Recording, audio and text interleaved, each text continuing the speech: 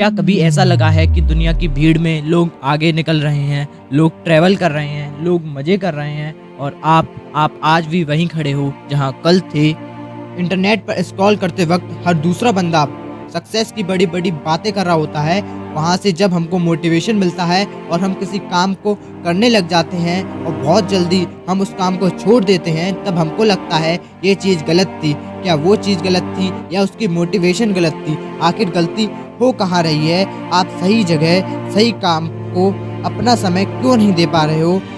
The science of phase locking ये एक ऐसा कॉन्सेप्ट है जिसको हम एंट्रेनमेंट या फेज लॉकिंग कहते हैं। ब्रह्मांड एक ओशियन है जहाँ पर हर दूसरी चीज मूव कर रही है।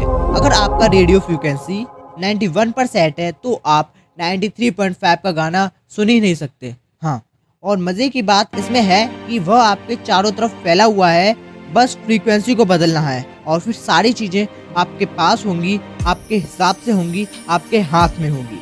आपको कुछ इसलिए नहीं मिल पाता क्योंकि आपका स्टेट ऑफ माइंड, जो कि असल प्रॉब्लम है, उस चीज़ से मैच ही नहीं कर रहा जो आप वास्तविकता में पाना चाहते हो, उसके लिए काम कर रहे हो। आपका स्टेट ऑफ माइंड उस चीज़ से अलग जा रहा है, आपको कंफर्ट की तरफ लेकर जा रहा है। जिम कैरी जब अपनी लाइफ की सबसे वर्स्ट स्टेज पर थे, जहां उनका एग्जिस्टेंस खत्म ही होने वाला था, तब उन्होंने खुद को $10 मिलियन का एक चेक लिखा और लिखा फॉर सर्विस रेंडर्ड और डेट डाली थैंक्सगिविंग 1995। और वो इस चेक को हमेशा अपने वॉलेट में रखते थे। यहाँ पर कहानी खत्म नहीं होती। वो हर रोज रात को हिल के टॉप पर जाया करते थे और इमेजिन करते थे कि डायरेक्टर्स उन्हें काम दे रहे हैं, उनके पास काम ही काम है।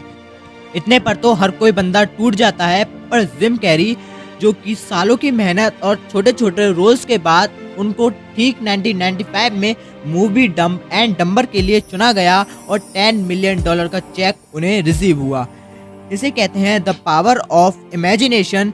इन्होंने विजुअलाइजेशन को हार्ड डिसिप्लिन के साथ जोड़ा और वो कर दिखाया जो उन्होंने ठीक 1985 में खुद को कहा था। हमारे घरों में किसी को कोई परेशानी है, कोई काम नहीं बन रहा, बीमारी है, कोई काम रुका हुआ है, इन सब कामों के लिए हमको जो सबसे सरल रास्ता दिखता है वो है भगवान का, ईश्वर का। हम प्रे करने लग जाते हैं। हम कहते हैं कि मेरा ये काम हो जाए, मैं ये कर दूंगा, मेरा ये काम हो जाए तो मैं ये कर दूंगा, मैं चादर चढ़ाने आऊंगा, मैं कैंडल लेके आऊंगा।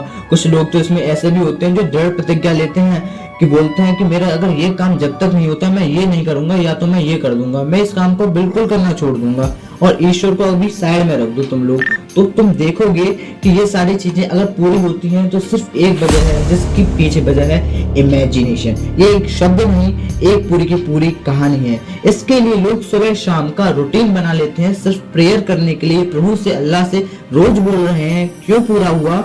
डिसिप्लिन से। यूनिवर्स को मैसेज दे रहे हैं मुझे चाहिए, मैं इसका हकदार हूँ, मैं इसके लिए बना हुआ हूँ, मैं अपना समय, अपने ये चीज, इस चीज के लिए सैक्रिफाइस कर रहा हूँ।